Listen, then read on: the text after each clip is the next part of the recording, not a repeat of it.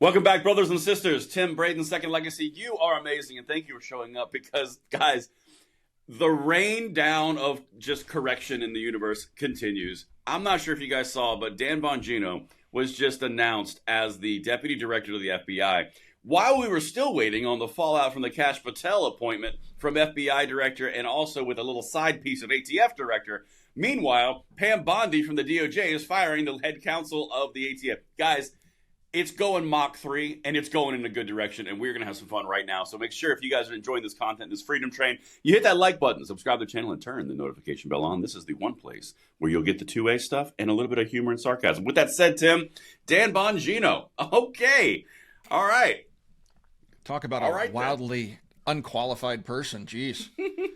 That's what Harry Sison said, and I'm inclined to believe. I mean, what credentials does this guy have? It's not like he was in the Secret Service or anything and worked on presidential details. I mean, maybe if he had that type of a background. Maybe. But you know what? You're right. You're the right. The left is so freaking out. Oh my God. Like, legitimately, over the weekend, you and I were texting and talking back and forth about the Kash Patel with the little side piece of the ATF Director. And we're kind of like angling that, how we're going to figure that out. And that was all yesterday, and it kind of really picked up steam. And then before the left could even really react, because it takes about 24 to 36 hours for them to craft a narrative and distribute it and then have their influencers do it, they dropped this Dan Bongino bomb, and they have to go back and like scrub it out with an eraser and send out new notes. Dude, guys, it's mock. Dude, I mean, it's clearly at this point, I know for a fact this is a strategy being used by the Trump administration. 100%. They are absolutely making these announcements back to back, day to day. Yes. To keep the Marxists off their game. And it's working. And it's working beautifully because they'll send out their talking notes to the Davy Hoggs and the Harry Sisons of the world and they'll say, okay, here's today's talking notes, and they'll go out there and they'll start tweeting all this nonsense. And then the next day they're trying to spin everybody up, get them all wound up to go out and protest or something. And then the next day something completely different happens and they're like, okay, no, stop, forget that. This is today's focus. Oh my gosh. And so they're just like, This is like all the left can do. Every single day since the election, for the last 30 days, it has been the Chicken Little Sky is Falling routine. Yeah. Every single day. And they still haven't figured out this is what lost the election for them. 100%. Dude, preach from the mountaintops, man. That is exactly right. Because this exact same extremist, the sky is falling, democracy is going to die, we're all going to die, you're going to die, your dog's going to die. It turns out that no one's really listening to you. And the Russians are invading. And the Russians are invading, and the communism. It's so insane that they are not changing their playbook. Because they're not. No. You look, the Jasmine Crockett's, the AOCs, man, they are all going full bore extremist. I mean, voting for other countries over ours, rooting for other countries over ours. I mean, it is insane. Yep. But Dan Bongino's not going to make it better. No, it's just epic, because everybody was freaking out about the whole Kash Patel thing taking over the ATF as it was starting. It was starting. And they're like, oh my gosh, you can't do this, And then Dan Bongino hits the next day. Oh no! I mean, it's just so funny to watch. And then there's this clown on X. I tweeted this morning. His name's Greg Nunzitia or something like that. Yeah. And he posted, Kash Patel should have been a red line. Bongino is what you get when our senators fail to do their jobs and say no to Patel. The Trump admin is turning federal law enforcement over to unqualified, unprincipled partisan henchmen. Yep. And I said, unqualified, unprincipled partisan henchmen. I said, that sounds exactly like the Biden administration. They literally went after the former president time and time again. Everybody in his cabinet they tried to put in prison. And they're saying that's what Trump is doing? Yep. We saw it happen, Tim. We saw it happen. Nothing bad to see here. Only amazing. Okay, so, you bring up an interesting point, Tim. What are Dan Bongino's qualifications on, something near and dear to our hearts? How about the Second Amendment? Why don't we hit this one? This is Dr. Slides. This is from the Dr. Naperville Bunny tweet that I've got. Oh, her, yeah. Yeah. She's close by. She's just over the border. Oh, yeah. No, that one. Let's just run through this real quick. These are some quotes from Danny Boy. There's no such thing as gun control, only people control. The Second Amendment was not a suggestion. The Second Amendment is a failsafe woven into the fabric of our Constitution. Goodness gracious me. All right, get out of here. Sorry. My phone, not yours. Let's continue. Yeah, but I think it was my text. Well, no, you actually sent me the text, and then someone else is calling me. So, Here's the third one. The Second Amendment is a failsafe woven into the fabric of our Constitution that ensures that God-given rights and freedoms upon which this country is built. Well, okay. That's radical. Oh my gosh, it's insane. Here's the next one. The arguments for restricting our Second Amendment rights on the grounds of public safety seem fraudulent at best. Perhaps the goal isn't to eliminate guns, but is instead a pathway by which to silence the voices of freedom. Whoa. Okay. Boy, that's radical too. I mean, it's insane. It's insane. Yeah. And then the last one. It's like the top is here. We're here right now. All right. And the last one. I believe that the Second Amendment is crystal clear. The right to keep and bear arms shall not be infringed. Oh, my God. Extreme. Yep, can't have him doing anything. Extreme. So crazy. I'm feeling pretty good, personally, right now. How dare he support our constitutional rights like that? You hate. I mean, doesn't he know the only way for us to keep our rights is for the Democrats to take them from us and put them in a locked room somewhere? Yes.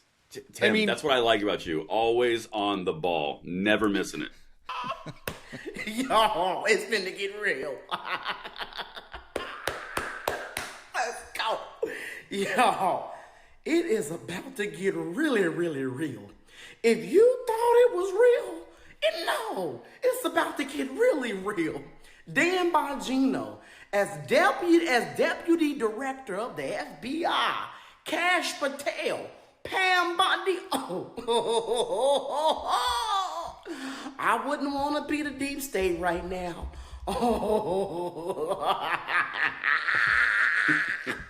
I would not. I ain't committing nobody's crimes. I'm not committing one crime. I'm not. I think, Tim, that is a very good expression of how the deep state is right now. Pam Bondi, and Dan Bongino, and Kash Patel, all of which who are out of Fs. Yeah, it's really funny to watch because, and if you guys don't know, first of all, let's just tell you who that gentleman was. That's Terrence K on X, and he's a comedian, and he has his own products. I think it's Cousin T's stuff, and I've actually had his pancakes and syrup. It's actually really good, but he supports MAGA. So here he is, very poignantly, I should say. There we go. That's the word I was looking for. Nailed it. Pointing out the fact that this just keeps getting better and better. Kind of going back to what we were talking about earlier in the video, where the left is just freaking out after one appointment to the next. They're freaking about Kash, and then, oh my gosh, you can't have this. Oh my gosh, he's the end of the world. It's going to end America. This is the end of democracy. We're all dead. And then, oh no, it's like, you remember that scene, Ace Ventura, where he gets shot in one leg. Dude, like, I mean, that's what they're doing right now. Man, I swear to you, where you're sitting right now, I swear to you, when you were saying like, earlier, I was like, Ace Ventura. That's right. I mean, thing. And that's what he's making fun of here. Terrence, he's hysterical. I mean, you got to follow him on X if you don't. The guy is really, really funny. He's a comedian by trade. But he's making that point so clear. I mean, this is exactly what they're doing. And you know, it's so funny watching these Congress critters come out of their holes. You know, we had that awful Fang Bang Swalwell. Yeah, I'm trying to be careful not to. Please, not to make my life a living hell. Have HR ping into my ear. Yeah, thanks. Swalwell, you know, making his little video about, you know, this is just unbelievable and this is just the end of freedom. Well, Swalwell, you're a little bit nervous, just like Adam Shifty Eyes. But the difference is Adam Shifty Eyes has a preemptive pardon and you don't, sweetie. Yeah. Cupcake. And so you may very well get investigated for your association with a Chinese spy. And you sit on the Homeland Security Council committee, whatever, and you have a security clearance? How can you literally be associated with a Chinese spy and still have a security clearance? Oh, she gave him the clearance. That's the rumor. Oh, there was clearance. Oh man, I mean, I'm just having too much fun.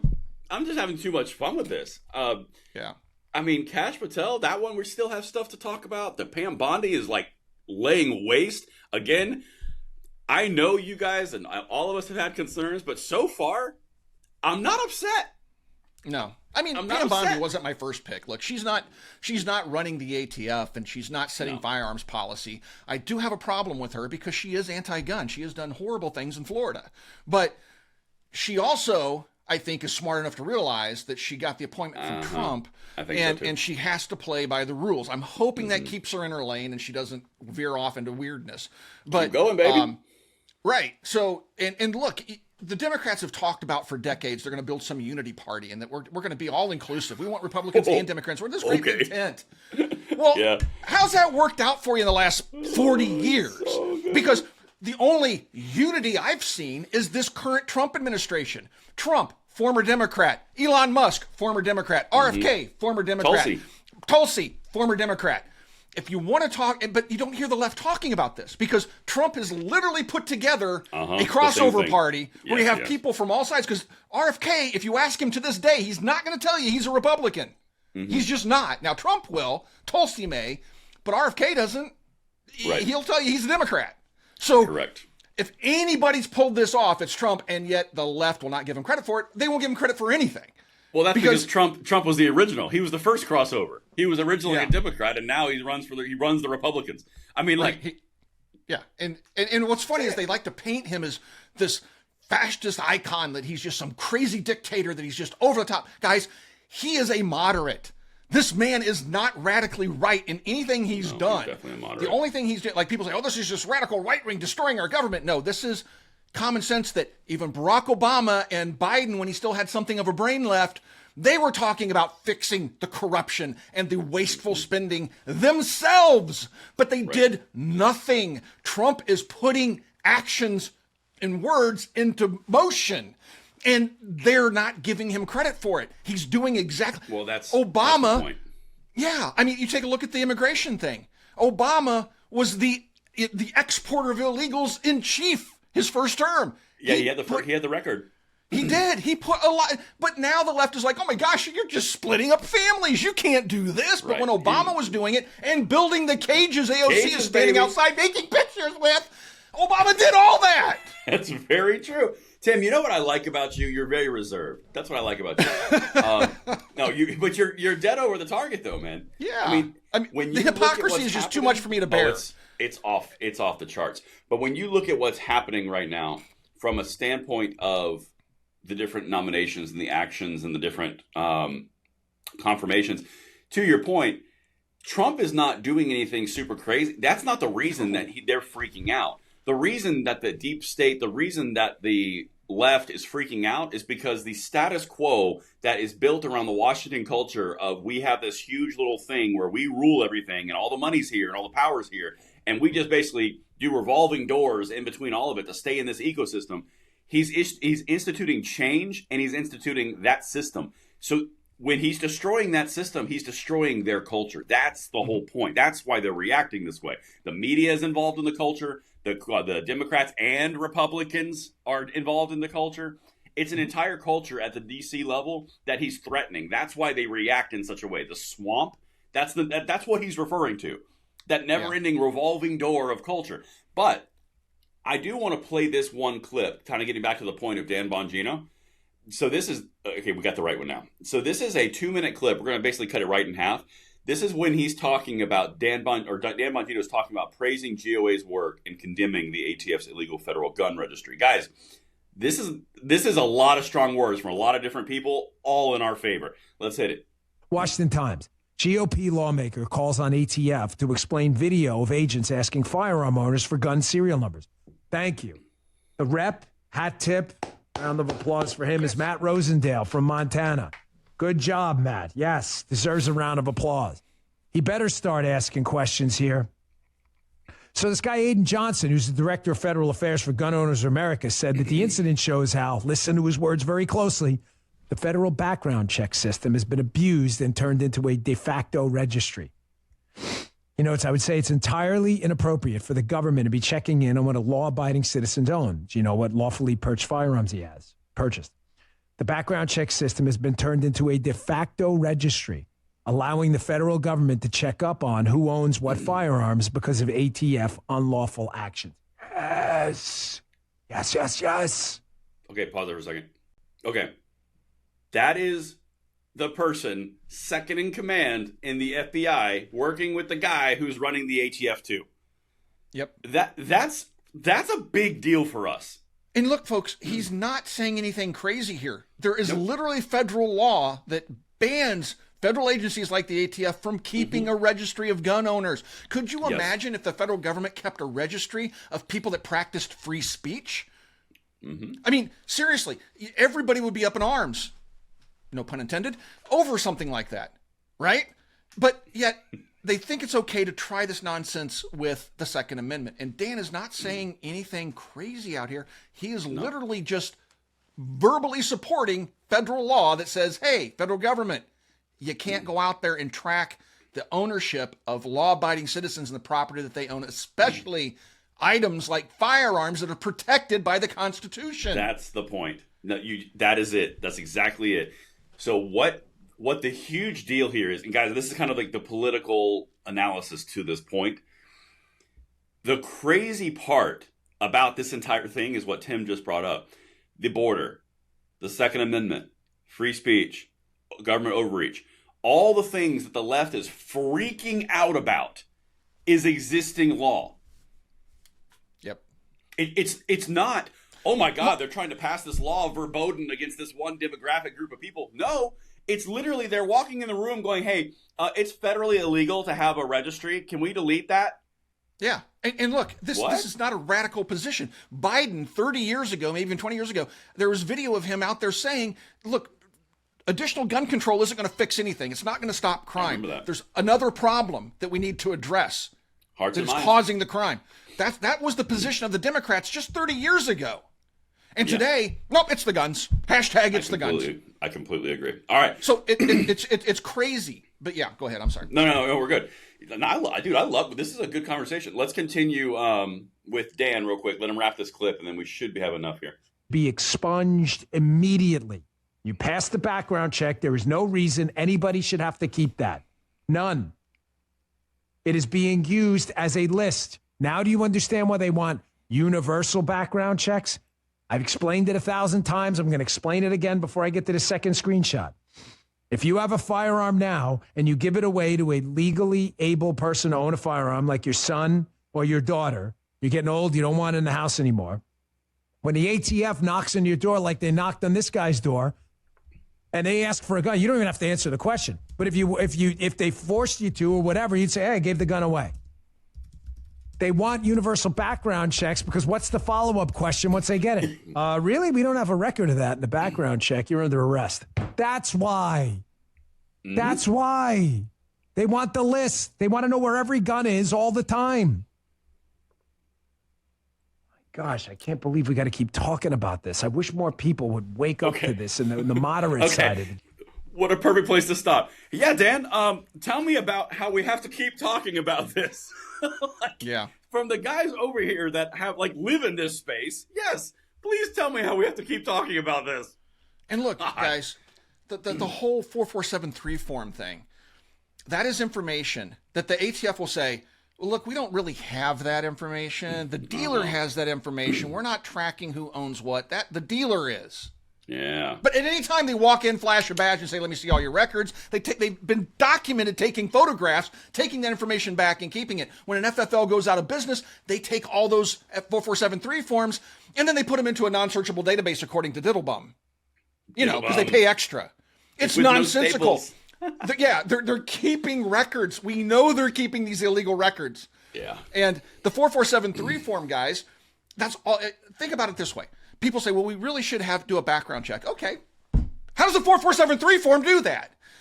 Let's say a criminal goes in to buy a gun and they're filling out a 4473 form and they lie on it. Surprise, the criminal's lying. Are you going to take their word for it when they say they're not a criminal on a 4473 form? No, you run a background check. So why do we have a 4473 form? I don't like the background checks, but you get my point. The 4473 form is nothing more than a honeypot, them trying to trap you using you didn't cross that T, you didn't dot that I, fella. We're going to have the ATF look into you now. It's all about collecting information and harassing gun owners. There's nothing in that document that prevents crime. Well, that's the most interesting part about it, because I think you're over the target, but you missed one little piece. It's also gun shops in the supply chain. Yeah. when you're talking about the two different pieces of this, you got the consumption level and then you have the distribution level. You have the actual shops that were attacked under the Biden zero tolerance policy, which you know intimately, and they would shut down more FFLs than have ever been shut down before in a 4-year time period, thousands of them. And then on the other side, they'll use that as a reason to say, well, you're either a hold or a deny or an approve. Basically a gatekeep on the background check. But to your point, if you're going to do a background check on someone, why do you have to keep the 4473 there? That's a very interesting point. If you want to go down the road of, like, let's just say the moderate Republican position. Let's play hypothetical for a second. Say you need to have background checks because absolutely moderate Republican, moderate Democrat, in the middle, background checks. Okay, fine. Let's just put a pin over there. Well, what's the point of the 4473 after that background check is done? Why do you need to hold on to that form? Because if the whole point's the background check, to your point, why does the actual paper trail have to be there if you've already had the background check cleared? If I'm not mistaken, and I could be mistaken here, because I'm going from memory from a long time ago. Never mistaken. But I believe the 4473 form was meant to be an interim measure that would go away once a national background check. Well, you need to look that up, Tim. Because maybe you can pull out some more of those newspaper clippings you have of the NRA. I'll have to look into it. But I want to say that I remember something about that the 4473 form is kind of like toll roads. Well, we're just going to pay for the updates and the toll's going to go away, but the toll road's there for 100 years. I want to say that the 4473 form, if I remember correctly, was a stopgap measure until they got a national background check system in place. Then it was supposed to go away. But just like everything in government, nothing ever goes away. But I still don't like the background check system. I think the whole thing is completely pointless. More people get harassed by it and jammed up by it for nonsensical reasons than it actually. There's no evidence that it actually stops crime. But anyway, yeah, I completely agree.